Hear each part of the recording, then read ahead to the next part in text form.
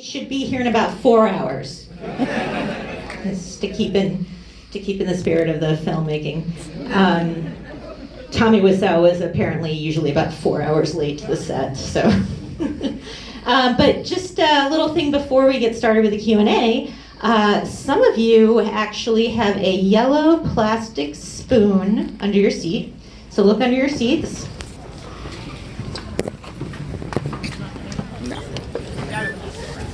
All right, yay, so did people find some? Awesome. So if you have a yellow plastic spoon, take a selfie with your spoon and then email info@wicf.com and we will hook you up with some free Women in Comedy Festival tickets.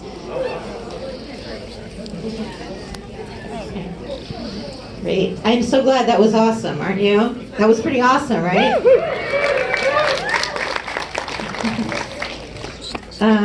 Oh, are they here? Yep. Oh, great, yes, come on. Let me introduce you to a star. Yeah. Thank you so much. Hi, I'm Michelle. Nice to meet you. Thank you so much for doing this. So I have here with me, we have Michael H. Weber, who is the co-writer of the film. You weren't here, but they loved it. We loved it. And this is Scheer, who's in the film, and you probably know him from many, many wonderful things, including How Did This Get Made, which has been a big proponent of The Room in the past, and best worst movie, right? Yes. So I thought maybe... Should we share one of these microphones? Oh, yeah. No. So sorry, I was gonna, yeah, so you guys actually have to toggle. I'm so sorry, but you're gonna have to toggle. Yeah. We'll toggle. I tried to get 3, but you know. By the way, this guy just won a National Board of Review for Best Movie. This is amazing. Best Adapted Screenplay. We don't have Tommy Wiseau money, so we just have the 2 mics. Yeah, so I thought actually maybe just to start it off real quick, you could just kind of talk a little bit to the audience about how you got involved in the project and why you love The Room. Well, I think you should take this. Yeah, sure. I actually had never met James Franco or Seth Rogen. My writing partner, Scott Neustadter, and I, we didn't know any of those guys. We didn't know you. We were sent the book by James Franco's producing partner, and neither Scott nor I had seen The Room. We had seen the billboard. Actually, we saw the billboard for the first time in 2003, which was our first time visiting LA. And we thought, what the fuck is that?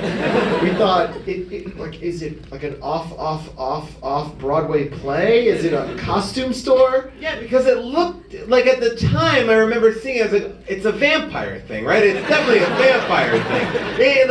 But I didn't know what it was because in LA there's all these like these movie posters for movies that you would never see. Or like immersive theater experience, like go somewhere and this guy will like fuck you up. Yeah, it was the most bizarre thing, but it seemed like a prime location. So it was like, it has to have money. Is that like James Caan's brother? So we were sent this book maybe 3-4 years ago, and Scott and I both read it, and Scott stopped about 3 chapters in, and if you've never read the book, The Disaster Artist, the book it's phenomenal, and I recommend you read it. Or I recommend you listen to it on audio cassette, because it's awesome.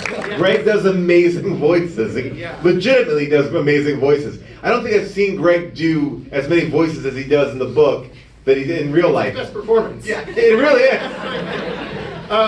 So Scott watched the movie after reading about 3 chapters. I actually waited until after we wrote the first draft to watch The Room. And I'd seen some clips. I know that sounds super weird, but we wanted to write a movie that worked for the super fans of The Room, but also had to play for people who've never even heard about The Room. And my feeling is like, my sister loves Field of Dreams. She's not a baseball fan. Hopefully, we wanted The Disaster Artist to work, even if you've never... He is the biggest fan of James Earl Jones, though, right? Oh yeah, I can't get enough of it. Can't get enough of it. So anyway, that's how we came to it. And the first time we met Franco and Seth and those guys, Scott and I walked in and we were talking about Ed Wood and Boogie Nights and Sunset Boulevard, and they were sort of talking about the same movies, and we kind of knew, all right, we found our creative partners. Yeah, look at that. I came to The Room maybe like a lot of you came to the room, which is, I feel like the room is like an ayahuasca experience, right? You hear people talk about it like, oh, I want to do that. And then like, well, you got to do it with this thing, and you got to go with these people. And all right, I'm going to do that with these. And you get like pumped up for it. Like, we're going to go see the room. And then you go see it, and you're like, I'm nervous, I'm scared, what's going on? I want to leave. Like, no, you have to stay. And then the sex scene comes back on, you're like, I really want to be like, stay. And so I was fascinated. As a matter of fact, when I saw the room, I watched it the next night immediately because I was like, I can't believe what I just saw. I need to check it out again. And I just fell in love with it. And then this podcast we had Greg on our show before he actually had written the book. And he came on, he told these stories, and it was this amazing. By the way, we used that podcast episode as part of our research because there was stuff in there that wasn't in the book. See, and that was the thing that was so interesting, because you started to realize, oh yeah, this is a weird, amazing movie, but the story behind it was so much more fascinating, and so it just kept on growing and growing and growing, and so I got into it, and then Franco asked me to do the table read, but did not know that we had a podcast. Didn't know that I was, not that I'm connected to the room, but that I even knew of the room in any way. You read like 5 roles at that table read too. Like, so if a table read, you don't have 30 actors, you have maybe 6 or 7 people, and you read a ton of roles. And we knew after that, we're like, oh, you're in the movie. I wanted the Alison Brie role. And I was pretty pissed off because I nailed it. Dave had to give that to his wife. It was a little complicated. He wanted to give that to you. But there was like this moment, like when we did that table read, Franco was fully wazzo at that point. You're like, oh shit, I need to see this movie. It was amazing. I always say that I forget how attractive James Franco is because I looked at him for so long in that makeup. So I was like, I don't get it. Franco's like a normal looking guy. And then I was like, oh, right, he's under tons of latex and his eyes all fucked up. By the way, he stayed in character and directed the whole time like that for 2 months. So he'd want to talk about the script. He goes, oh, Mike, this scene, why are you such crazy guy? Put scene this way. That was how he talked about the script. And there was only one day where we didn't shoot any Tommy scenes. So he'd obviously have to get to set really early, put on all the prosthetics, do all the stuff. So the one day he directed as James Franco, and he was sort of soft-spoken, mild-mannered James Franco, and it was weird to look at him because this like weird, handsome guy was on set talking all like it was so strange. And then we were so used to seeing Tommy, and the next day, I remember we were shooting early the next day, and the van pulls up from base camp. And it was one of those days where James as Tommy had to wear like a cape and 5 belts and all kinds of. And Franco jumps out of the van, and the whole crew's there. He goes, "Where was everybody yesterday?" As if he was still Tommy, but somewhere else.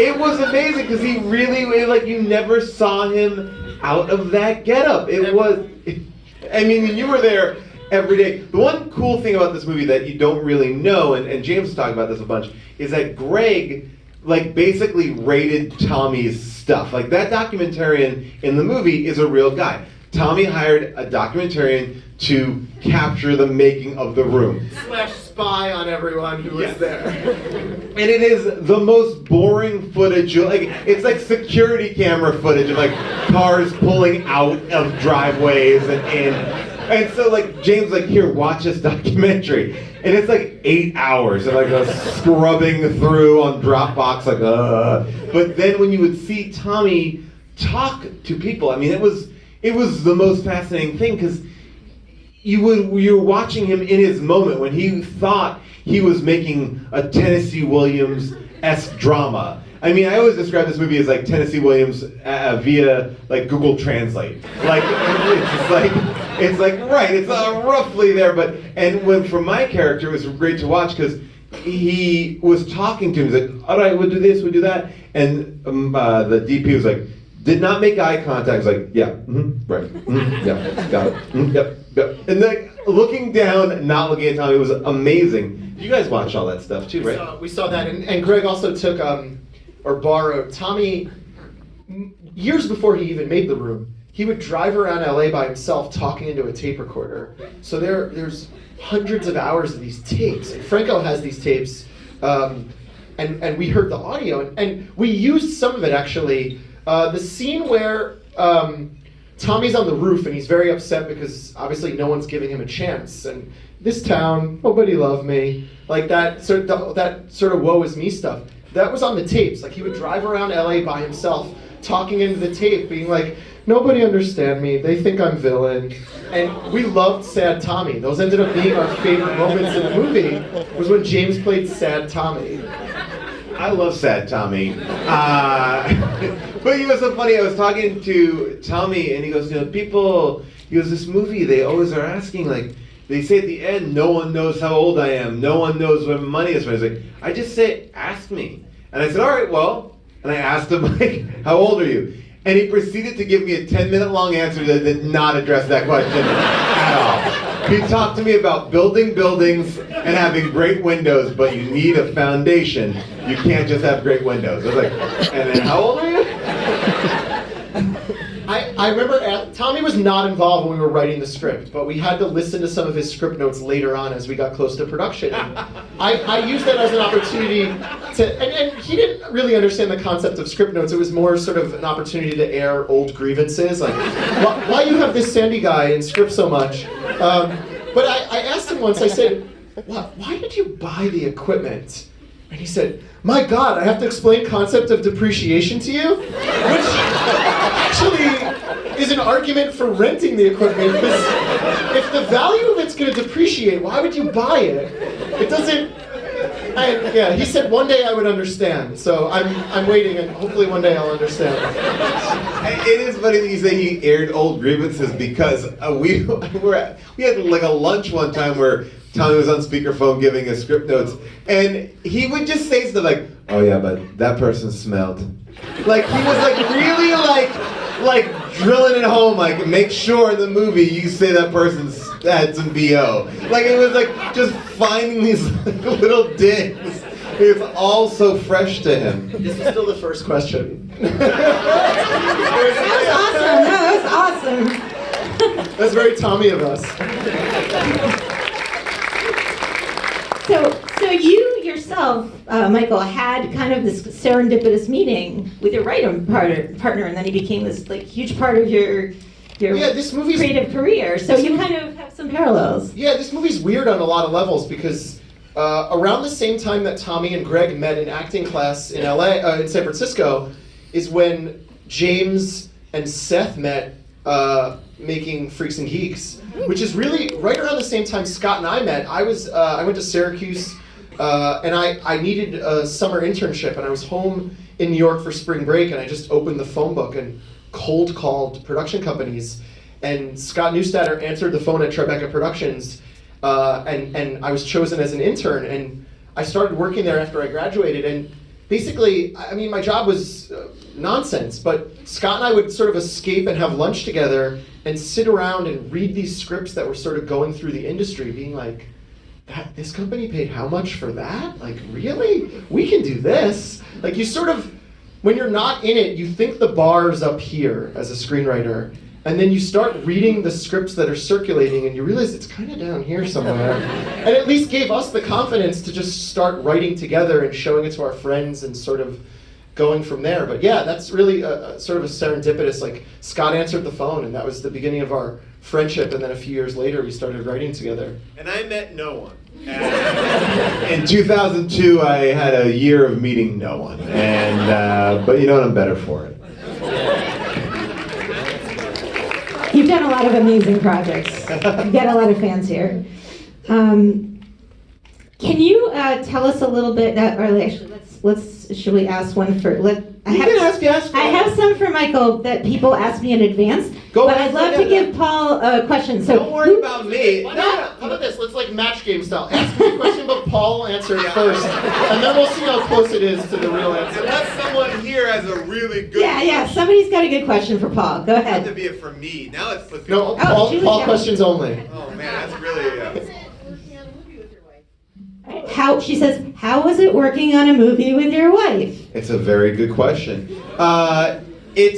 It's great. My wife and I, is June. She plays Robin Parrish in the movie, which I think Michael and I would agree has the best edited scene of the film. It's not in the movie. You have to say this because it's your wife. My favorite thing that's not in the movie is the scene where June auditions.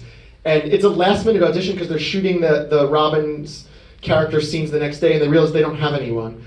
And Greg quickly scrambles to find an actor and brings June to set, and it's night, and they're in the alleyway.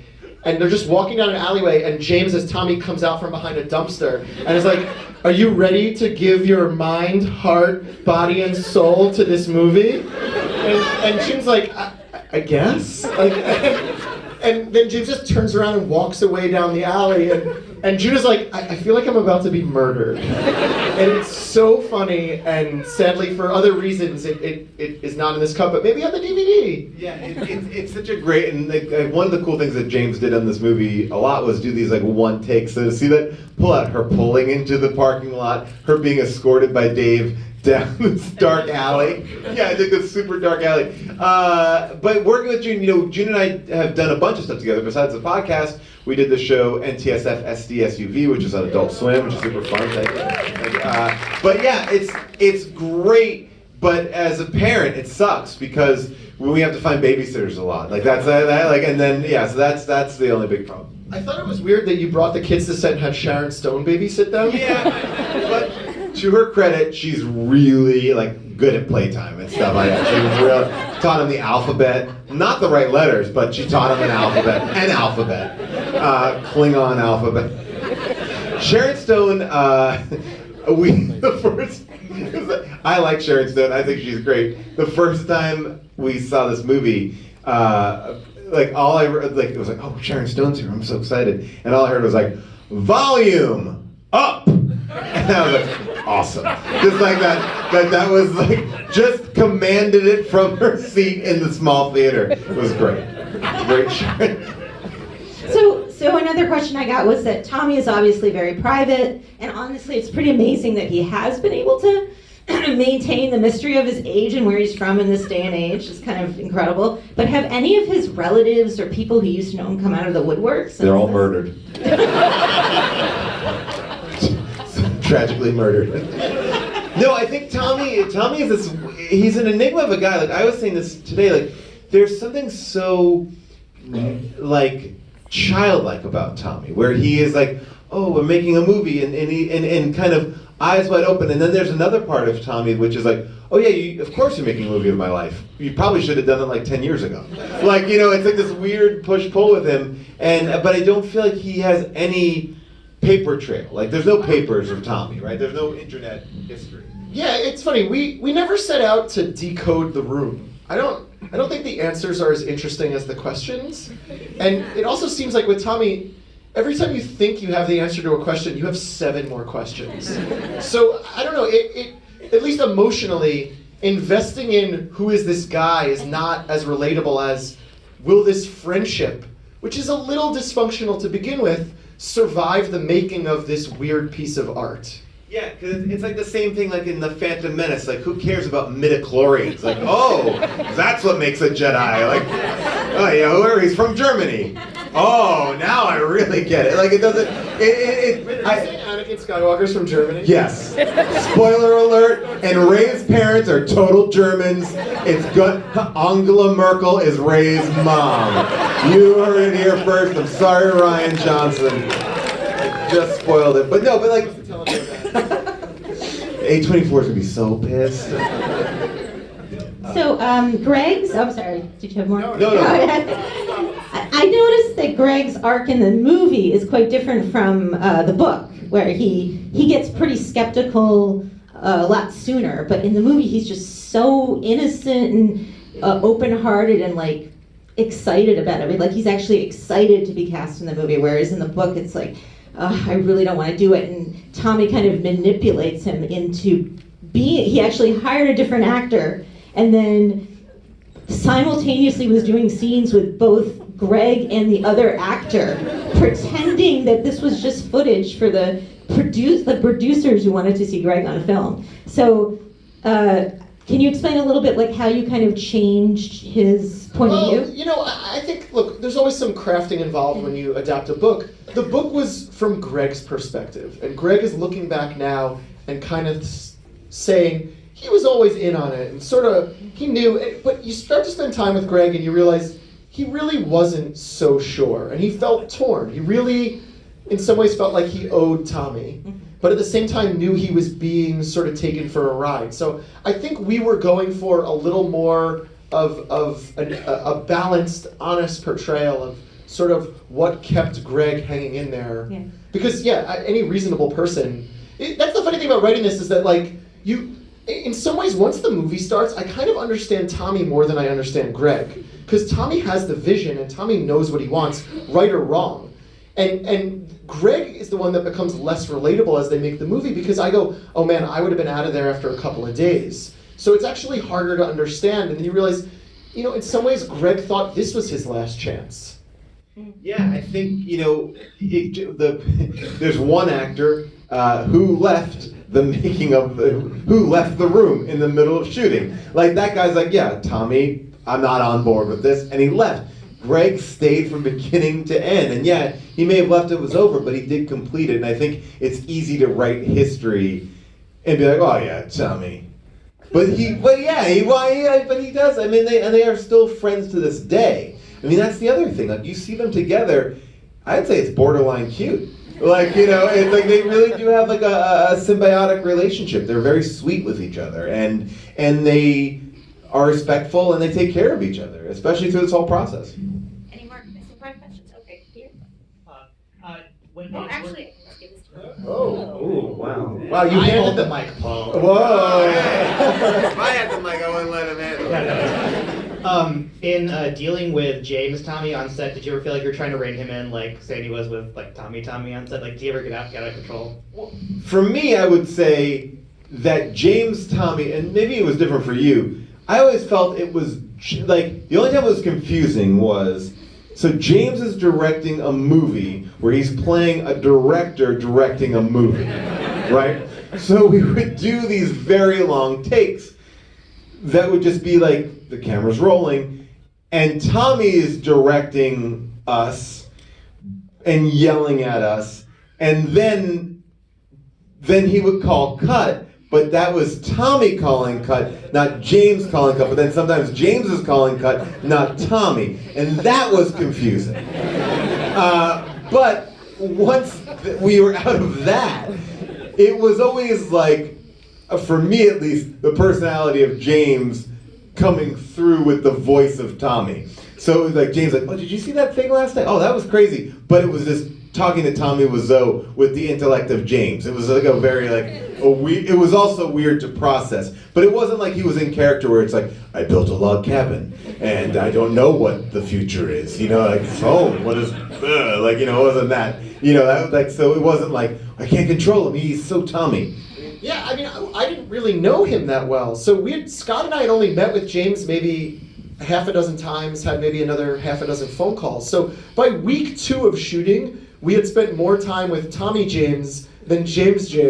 So we got really used to it. But I remember Seth Rogen is one of the producers as well, so Seth would come to set on days he wasn't in it as Sandy, and he would just show up and set and be like, this is the weirdest fucking thing we've ever done. So like, I think people who knew James were having a harder time with it, and not really having history with him. Like, very quickly, I forgot about James Franco, and it was just Tommy James. Yeah, the day that, and he would do interesting things to make us feel like we were shooting the movie. Like, the day that he came out to do that sex scene, no one saw him buck naked with that little cocksock on until he walked onto set. We didn't even really fully run through the whole thing. So that was like kind of the fun of it, and I think created this energy, and I think, for me at least, in other movies I've done, you got to have these like really more interesting responses because the whole set was alive. It was like The Office or something. Like, even though you weren't necessarily doing something, the camera could catch you at any point. And there was a documentarian on the set who was taping it, as us in there was a lot of meta levels going on. So you were always kind of on set, which is a really fun thing. So 20 years from now, when they do a movie about the making of The Disaster Artist, about the making of Room, I heard that the young Sheldon kid is going to play you. God bless. God bless. God willing. Another question. Oh, okay. Right up there, the woman in the gray. I have a question for Michael. Can you touch more on the adaptation process? Like how much of it was you and Scott? Did James have any say in it? Like how did that all work out? I'll repeat the question. Oh, you can repeat the question. You repeat it. No, I didn't. She wanted to ask about the adaptation process. And she wanted to know how much of it was you and your partner, or how much of it was James involved in it. How did that all come about? We really only had one discussion with James and Seth, just to make sure we're sort of all on the same page that this was going to be more Ed Wood.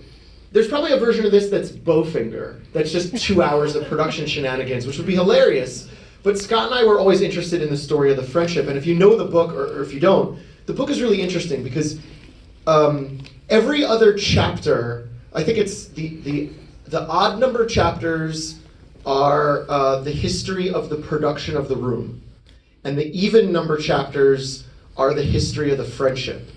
And Scott and I, we literally took apart the book and put sort of the odd chapters here and the even chapters here, so we could kind of make sure to tell the story of this friendship chronologically. But the nice thing is, I guess because we had written a handful of movies before about relationships, usually more romantic ones than this, that Seth and Evan and James and those guys kind of gave us space to really put the foundation down and kind of write the draft that spoke to us. And then their input came in a lot more after we showed them the first draft. Okay, I see. Back, All the way in the back? Okay, yeah, right in that corner? Yes, you're the one who goes like this, yes. Stand up. The thing I really admire about The Room is the fact that it really is self-made. Like, it's got this kind of like a homemade feel to it. And Tommy did this movie before like everyone had phones that can record their videos. I wonder why, I guess there hasn't been more movies in the spirit of The Room with like now that more people have access to the, well, probably there are, but not just ones that's not finished. And now that it's so easy to make movies, just like with your phone, why aren't there more movies? No, it's true. You know what though? The Room couldn't happen now because it does feel like things in pop culture become disposable very quickly. Like stuff hits and then disappears so soon, where you're right, like the Room was not a success upon its initial release, and it was film students in Los Angeles who saw the billboard and were like, let's just go, we're going to see everything, and we're kind of like, let's go see what this is, and thought it was so bizarre and different, and they started bringing their friends, and their friends started bringing their friends. That type of grassroots popularity that really starts with just a small number of people, can that happen anymore? It feels like in the internet age, it's like YouTube videos that have 1 million hits overnight. Well, I would go one step further and say, I think it is happening. I think people are making their stuff. I think when you go on iTunes or on Netflix, you're inundated with all these movies that you've never heard of, that star people that you don't know, or some people that you do know, and they're so, I would say the biggest compliment is they're fine. Right? They're not aggressively bad, they're not aggressively good, they're just like, oh, we're all in a house, we're gonna confront our feelings, oh, you cheated on me. Like, they're just like these like weird middle of the road mumblecore bullshit, right? And it's like, and I think what's so interesting about this movie and what makes it stand out is it is, I know it sounds derogatory, but it is as if an alien who was told about making movies and humans was like, I got it, and then like kind of dusted it off. Like all the wrong choices were made here. Like there's a lot of movies with like 50% wrong choices, and it's like, man, that's not good. 25% wrong choices. This is like 100% wrong choices, right? Nothing really makes sense, and because of all those wrong choices, it's elevated this thing. You can't duplicate it. The only things I think that come close, in my opinion, there's a movie called Birdemic. It's not as good, but it's good. And the movie that I think that comes the closest is Miami Connection, right? Which is again the same idea, but also in the 80s. YK Kim, Taekwondo expert, decided to make his story about cocaine ninjas and rock and roll. It's from a very pure place, from a person who should not be making a movie. But those are they're the outliers. I think, in many respects, it's like it just falls by the wayside because most people have a level of competency or understanding of certain things that just push it to the side. Next question, right there. Hi. I was wondering, you've talked about Ed Wood and like similarities to Ed Wood and that was kind of a reference point. Were there any things where you were consciously trying to do something different than like the Ed Wood film? So it obviously has some similarities to Ed Wood, but were there points where you're trying to consciously do something different from Ed Wood? Not to toot his own horn here, but I think the thing that you do about this is you don't punch down. Like even Ed Wood, I think this is a movie about two friends trying to make a movie. I always say this movie is like La La Land. But it's reverse La La Land. It's like we have a dream, and I got my jazz club, and you become a big movie star. But here it's like we have a dream. It did not work out. I think what you guys did so kind of wonderfully is what you said. You have this humanity. It's like yes, the Ed Wood thing is a part of it, but the movie is about friends trying to support each other and make a movie, and that's the universal thing. That's the thing that Steven Spielberg has or Tommy Wiseau has. It's the one universal truth. But you can tell. I'm gonna go with that answer. That was great. No. To be honest, actually, Scott and I before we write anything, we do our own little film festival all the time because we love movies. Like that's why we try to do this. So no matter what the project is, we have like touchstones. So I think all of them end up being a mix of what we watch and our own stuff that we bring to the table. Even with originals, like even with 500 Days of Summer, movies that we love were in that movie. I don't know if maybe one of the reasons why The Room is so odd is you get the sense Tommy might not have seen that many movies. So I don't. If you make movies, I guarantee you he's only seen one. Like I think he's seen one James Dean, Rebel Without a Cause, definitely. Yeah. And the rest, I'd say huge question mark. Another one. Right here. Oh wait, I'll give you. You're lucky. Thank you. You guys both mentioned Sad Tommy. And I think throughout the movie, it's really sort of heart-wrenching. You really start to feel sorry for this guy.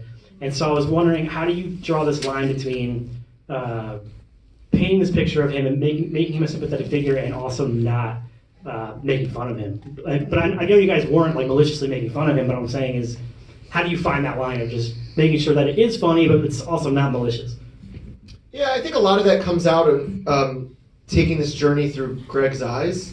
Because in some ways, the first part of the movie, Greg is us.